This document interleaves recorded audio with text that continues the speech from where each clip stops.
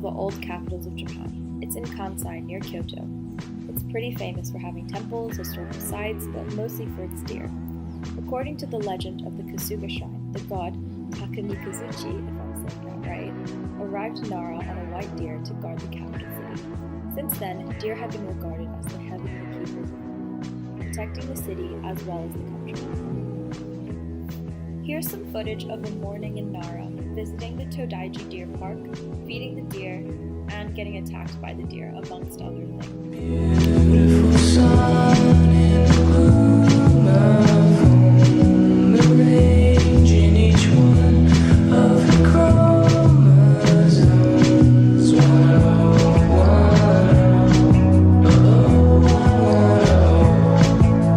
perfect specimen.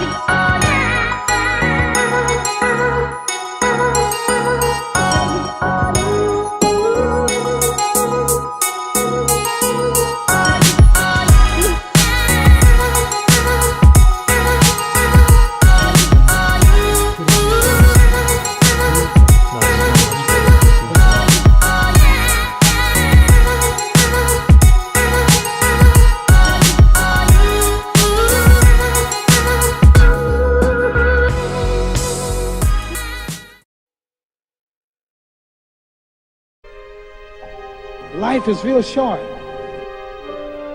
So you add up all your traveling, add up all your sleeping, add up all your school, add up all your entertainment, you've probably been half your life doing nothing. So what am I'm 35 years old, 30 more years I'll be 65. We don't have no more influence. We can't do nothing much at 65. Your wife will tell you that. So what I'm saying, when you're 65, ain't too much more to do. So Did you know I'll be 65 in 30 more years? In those 30 years, I have to sleep 9 years. I don't have 30 years of daylight. I have to travel back to America, take 6-7 miles. All my traveling, probably 4 years of traveling in the next 30 years. About 9 years of sleeping. Television, movies, entertainment, about 3 years of entertainment. Out of 30 years, I might have about 16 years to be productive. So it's how we can all break individual lives down. What am I going to do in the next 16 years? What's the best thing I can do? Get ready to meet God.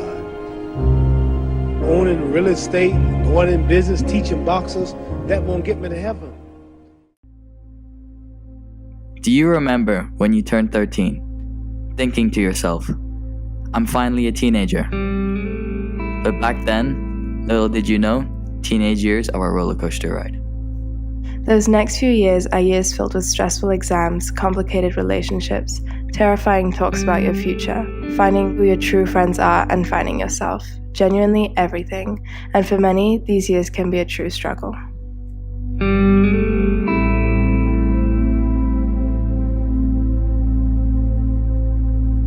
Teenage suicide continues to be a serious problem, as it is the second leading cause of death for ages 12 to 18.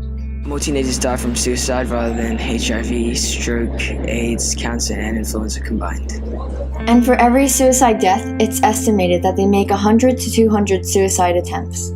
Each day, there are an average of over 3,470 suicide attempts by young people in grade 9 to 12. And if these percentages are additionally applied to grade 7s and 8s, the numbers would be higher, and this is just US alone. Studies show that at least 90% of teens that kill themselves have some sort of mental health problem, such as depression or anxiety. but other reasons why include social interactions and expectations, such as bullying and social media. Depression affects 20 to 25% of Americans aged under 18 in a given year. It isn't a condition that people can just snap out of or simply cheer up from. It's a medical condition that can really impact a person's life, an illness that affects the way a person behaves, thinks, feels, and functions. People with depression experience a wave of emotions such as worthlessness, sadness, and discouragement, leading to the loss of interest in life or even the point in living. Everyone wants to know, what's it like? It's all those little moments when you're like, well, what if this? But it's not just what if this, it's what if the whole world ends, because what if I'm not enough? Never being able to turn your brain off. Never being able to stop and just go enjoy your life. It's like your body shuts down, but your mind doesn't, because your mind never stops. That's what anxiety is. And I've never completed a full year of high school at a real school because there's too many what-ifs and too many people and too many variables for me to be able to function in a normal society without forgetting how to breathe. Anxiety is a what-if.